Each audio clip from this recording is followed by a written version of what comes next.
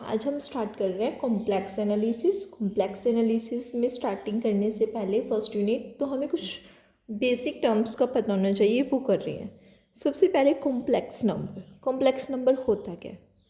आप देखो, कोई भी हमारे पास पोलिनोमियल होता है, जैसे X square minus one is equals to zero, X is तो क्या हो जाएगा, X square is equals to one, तो एक्स की वैल्यू क्या आ जाती है, प्लस माइनस वन।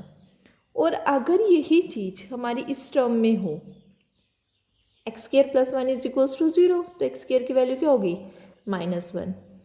तो एक्स स्क्र क्या हो जाएगा, माइनस वन का अंडर रूट। अब जब अंडर रूट के अंदर क्या हो जाती हैं, माइनस की वैल्यूज़ आ जाती हैं, तो हम क्या करते हैं, वहाँ पे एक टर्म लगाते हैं, क्या, आयोटा। ठीक है, क्या लगाते हैं, आयोटा। तो ये एक्स की वैल्यू क्या बन जाती है, प्लस माइनस वन आयोटा। तो क्या है कि complex number is defined as a order pair of X Y of real number X Y where X is the real part of Z and Y is the imaginary part of Z. कि क्या होता है कि हमारे पास जैसे two plus three iota की form में आ गया, तो क्या है, ये तो इसका क्या है, रियल पार्ट, और ये क्या है, इसका इमेजिनरी पार्ट। मतलब जो आयोटा के साथ आएगा वो इमेजिनरी पार्ट, और अगर जो सिंपल आएगा उसको हम क्या कहेंगे, रियल पार्ट। जैसे Z is equals to X plus iota Y, Z क्या डिनोट कर रहा है, कॉम्प्लेक्स नंबर को, एक्स क्या है, रियल पार्ट है, वाई क्या है, इसका इमेजिनरी पार्ट है। ठीक है, तो जब हम इसको एक्स और वाई का एक ऑर्डर पेयर बना लेंगे तो इसी को हम क्या कहते हैं, कॉम्प्लेक्स नंबर। नेक्स्ट हमारे पास है complex variable function. Complex variable function क्या होते हैं कि कोई हमारे पास एक जैसे मतलब कॉम्प्लेक्स नंबर था, उसको जब हम फंक्शन की फॉर्म में लिख देते हैं तो क्या बन जाता है, कॉम्प्लेक्स वेरिएबल फंक्शन। अब इसको मैं कॉम्प्लेक्स वेरिएबल फंक्शन को मैं किससे डोनेट कर रही हूँ, ओमेगा से। Omega is equals to F into Z. अब देखो, जब हम इसको, ये भी किसकी फॉर्म में, जो रिजल्ट आएगा वो किसकी फॉर्म में आएगा, u प्लस आयोटा वी, या फिर हम इसको इस ऐसे भी नोट करते हैं कई बुक्स में, फाई प्लस आई वी। अब देखो, मैं इसको एक एग्जांपल के थ्रू समझाती हूँ। जैसे हमारे पास कोई फंक्शन दिया हुआ है F Z is equals to Z square. अब हमें क्या पता है, जेड की वैल्यू क्या होती है, x plus iota y, x plus iota y रख लिया, इसका होल स्क्वायर करा, a square plus b square plus two a b. अब देखो यहाँ पे क्या हो गया, एक्स स्क्वायर आ गया। अब यहाँ पे क्या आएगा, आयोटा स्क्वायर वाई स्क्वायर, और आयोटा स्क्वायर की वैल्यू क्या होती है, माइनस, तो क्या आ जाएगा, माइनस का वाई स्क्वायर, तो मैंने लिख दिया माइनस का वाई स्क्वायर, और ये रह गया टू एक्स आयोटा वाई। अब देखो, जो रियल पार्ट है मतलब बिना आयोटा के वो तो ये है, तो इसको मैंने यू का नाम दे दिया, और जो आयोटा के साथ है वो क्या हो गया, इमेजिनरी पार्ट, इसको मैंने किसका नाम दे दिया, वी का। तो ओमेगा मतलब जो वेरिएबल फंक्शन आया वो भी किसकी फॉर्म में आया है, यू प्लस आयोटा वी की फॉर्म में। ठीक है, अब नेक्स्ट है कॉम्प्लेक्स कॉन्जुगेट। कि कॉन्जुगेट किसको कहते हैं, conjugate if two complex number differ only in the sign of their imaginary part, one of is said to be the conjugate of other. कि मतलब क्या है कि अगर कोई भी हमारे पास दो कॉम्प्लेक्स नंबर दिए हुए हैं और दोनों कॉम्प्लेक्स नंबर सिर्फ क्या है, सिर्फ जो हमारे पास इमेजिनरी पार्ट है उसके साइन में डिफरेंट आ रहा है, तो उसको हम क्या कहेंगे, कॉन्जुगेट, कॉम्प्लेक्स कॉन्जुगेट। जैसे जेड वन मैंने क्या मान लिया, एक्स प्लस आयोटा वाई, और जेड टू क्या आ गया, एक्स माइनस आयोटा वाई। तो यहाँ पे किसके, सिर्फ इमेजिनरी पार्ट के ही क्या है, डिफरेंस है, तो हम इसको क्या कहते हैं, कॉम्प्लेक्स कॉन्जुगेट। अब नेक्स्ट देखो, नेक्स्ट क्या है, अगर हम इसको रिप्रेजेंट करें ग्राफिकली तो कैसे रिप्रेजेंट करेंगे। अब ये हमारी एक्स एक्सिस होती है, ये हमारी क्या होती है, वाई एक्सिस होती है। अब जब हम निकालते हैं, जैसे मान लो two plus three iota represent करना है, तो ये किस चीज़ की वैल्यू होती है, एक्स की रियल पार्ट की, और ये किस चीज़ की वैल्यू होती है, वाई की, जो हमारे पास क्या है, इमेजिनरी पार्ट है। ठीक है, अब देखो मैं इसको रिप्रेजेंट कैसे करूँगी। देखो एक्स है, ठीक है, एक्स पे क्या है, टू, मान लो यहाँ पे आ रहा है टू, वाई पर का थ्री यहाँ पे आ रहा है, तो यहाँ पे ये चीज़ पॉइंट क्या बन गया हमारे पास, टू और थ्री।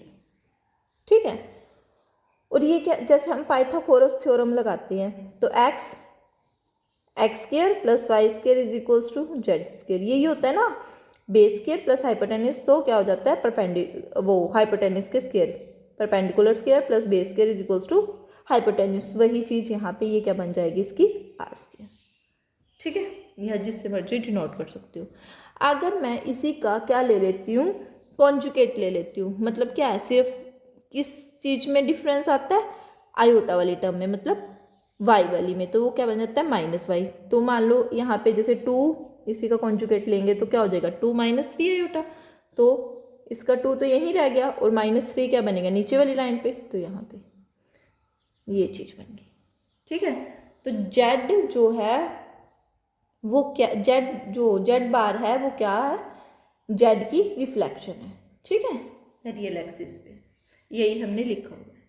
अब नेक्स्ट है, अगर हमें x की वैल्यू निकालनी है, ठीक है, और इसी में y की, हमें दो कॉम्प्लेक्स नंबर दिए हुए हैं, हमें रियल पार्ट की वैल्यू निकालनी है और क्या निकालनी है, इमेजिनरी पार्ट की वैल्यू। तो कैसे निकालेंगे, पहले मैंने क्या किया, दोनों को एक बार ऐड कर दिया, तो z प्लस क्या होगा, z bar is equals to 2x आ जाएगा।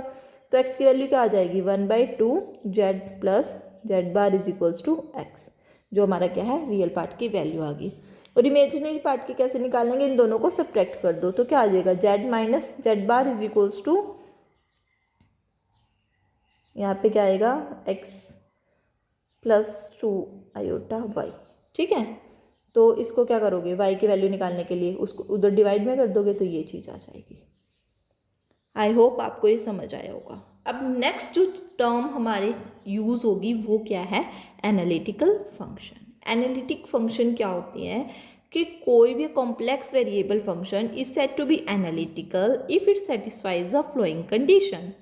कि एक एनालिटिकल फंक्शन मतलब एक कॉम्प्लेक्स वेरिएबल फंक्शन लेके चल रहे हैं, वो उसको एनालिटिकल कब बोलेंगे, जब वो क्या करेगा, जो ये कंडीशंस दी हुई हैं उनको सेटिस्फाई करेगा।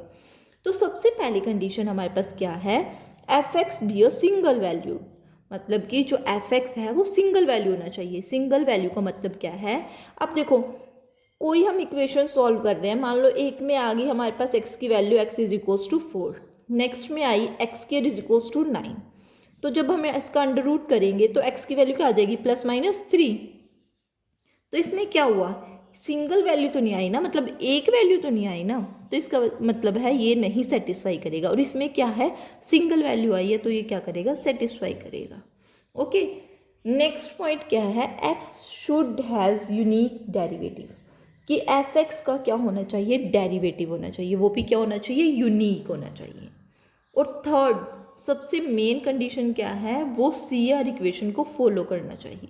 अब देखो सी आर इक्वेशंस क्या होती हैं, सी आर इक्वेशन होती हैं जिसमें D U by D X किसकी इक्वल आ जाए, D Y by D V by D Y की, और D U by D Y करें तो क्या हो जाता चाहिए, minus of D V by D X. ये क्या होती है सी आर इक्वेशंस, ये आपने बीएससी में की होगी।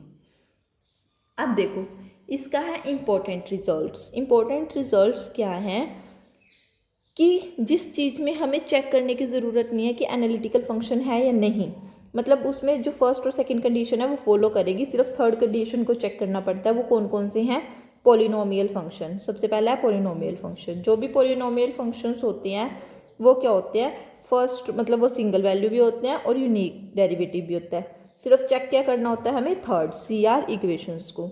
सेकेंड है rational with non zero denominator, जिनका डिनोमिनेटर में नॉन जीरो बन रहा हो, एस रैशनल नंबर, उस तरह के रैशनल नंबर भी क्या होते हैं, सिंगल वैल्यू होते हैं और यूनिक डेरिवेटिव होता है। सिर्फ चेक क्या करनी है, कंडीशन नंबर थर्ड। और साइन और कोसाइन फंक्शन भी फर्स्ट और सेकंड कंडीशन को फॉलो करते हैं और एक्सपोनेंशियल भी। ठीक है, ये थे कुछ इंपॉर्टेंट पॉइंट्स। अब नेक्स्ट हमारा है complex line integral. Complex line integral क्या होता है, suppose F Z is continuous at every close curve C having a finite length, कि हमारे पास क्या है, एक कॉन्टिन्यूस कर्व है, ठीक है, उसकी क्या है हमारे पास फाइनाइट लेंथ है। फाइनाइट का मतलब कि प्रॉपर हमें पता है, ठीक है, तो हमारे पास फाइनाइट लेंथ है उसकी। नेक्स्ट हमारे पास है complex line integral. Complex line integral क्या होता है, suppose F X is continuous at every point of closed curve C having a finite length, कि एक हमने कोई भी क्या लिया, एक कर्व लिया, ठीक है, उसकी फाइनाइट लेंथ है, मतलब कि एक होता है इनफाइनाइट जिसका हमें नहीं पता होता, फाइनाइट होता है कि जिसका हमें पता होता है, ठीक है। डिवाइड कर्व सी इनटू n पार्ट्स, तो हमने क्या करा, उसको कर्व को n पार्ट्स के अंदर डिवाइड कर दिया, ठीक है।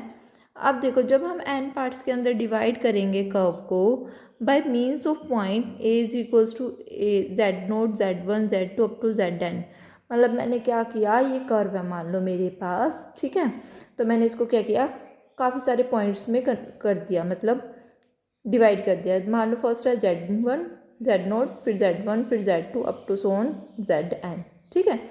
तो क्या है कि choose a point R on each of the arc joining the point zk-1 zk, कि एक ऐसा पॉइंट आर चूज़ करा है हर एक पॉइंट्स के अंदर, किसके बीच में, इन दोनों पॉइंट्स के। जैसे मान लो k की वैल्यू जब हमने जैसे 1 रखी तो क्या आ जाएगा z0 z1, जब 2 रखेंगे तो क्या आ जाएगा z1 z2, मतलब हर एक इंटरवल के अंदर हमने क्या रखा, आर, मतलब z0 आर की वैल्यू जैसे अगर हमने क्या कर रहे हैं 0 तो यहाँ पे क्या हो जाएगी 0, और z1 से z2 के बीच में हमने क्या रख लिया z1, ऐसे ही z2 से z3 के बीच में z2 up to so on करके हमने पॉइंट्स ले लिए, आर किसके बीच में ले लिया, xk-1 से लेके xr के बीच में, ठीक है।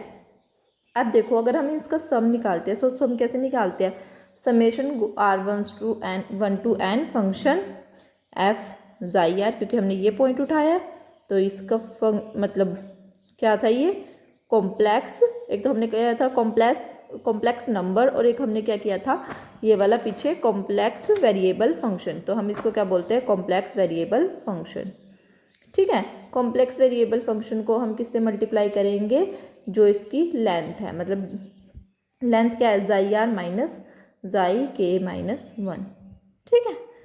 अब देखो अगर मान लो मैं इसी एक ये कर्व है, मान लो यही वाला कर्व है, इसके काफ़ी सारे पॉइंट कर दो बिल्कुल नेग्लिजिबल, छोटे छोटे छोटे छोटे, तो एन किस को टेंड कर जाएगा, एन टेंड कर जाएगा इन्फिनिटी को, मतलब उसके पार्ट्स क्या हो गए, एन काफ़ी सारे हो गए, इन्फिनिटी को अप्रोच कर जाएगा। इन्फिनिटी को अप्रोच करेगा तो जो सी ये आर और ये zk-1 और zr, यहाँ पे भी k कर लो, ये यहाँ पे आर कर लो, आर कर लो, ठीक है, दोनों में आर कर लो, यहाँ पे भी आर कर लो फिर, ठीक है। तो यहाँ इन दोनों का जो डिस्टेंस होगा वो क्या हो जाएगा, निग्लिजिबल, मतलब ये किसको अप्रोच कर जाएगा, 0 को अप्रोच कर जाएगा। वही मैंने लिखा हुआ है कि when n tends to infinity then R minus 1 वो किसको टेंड कर जाएगा, 0 को टेंड कर जाएगा। जैसे ही वो 0 को टेंड करेगा तो हम क्या होता है, लिमिट एग्जिस्ट हो जाती है, तो हमने क्या लगा ली, दोनों साइड लिमिट लगा दी, n tends to infinity xn is equals to limit n tends to infinity summation r go 1 to n function R into में zr माइनस 1, ठीक है। The sum n tends to fixed limit which does not depend upon the subdivision, letters need the limit. अगर मैं पूरे whole का निकालूं, अब देखो जब भी हम करते थे डिफ्रेंशिएशन, किसके लिए करते थे डिफ्रेंशिएशन, वो होता था जब हमें क्या होता था डिफरेंशिएशन, जब हमें पूरे का पता होता था, हमें छोटे से पार्ट का निकालना होता था। अब इंटीग्रेशन क्या होता है, जब हमें छोटे से पार्ट का पता हो और हमें होल का निकालना हो, तो वही क्या किया, इंटीग्रेट कर दिया a to b, क्योंकि ये स्टार्टिंग पॉइंट a है और एंडिंग पॉइंट b है, a to b fz dz, और हम क्या लिख सकते हैं fz dz, ये लिखा। इसी को हम क्या बोलते हैं, कॉम्प्लेक्स लाइन इंटीग्रल, ठीक है। नेक्स्ट है हमारे पास रिमार्क में ये दिया हुआ है कि अगर हम कोई भी कर्व लेंगे, वो क्लोज्ड कर्व लेंगे, ठीक है, तो क्या होगा, जब वो एंटी क्लॉकवाइज मूव करेगा, ठीक है, जब वो एंटी क्लॉकवाइज मूव करेगा तो हमें उसको क्या लेके चलना है, पॉजिटिव लेके चलना है। देखो f z mean the integral f z along boundary c is in positive sense in case of closed path और closed curve when direction is anticlockwise, कि जब उसकी मतलब एंटी क्लॉकवाइज होएगी जो हमारा कर्व होगा वो क्या हो जाएगा, पॉजिटिव हो जाएगा।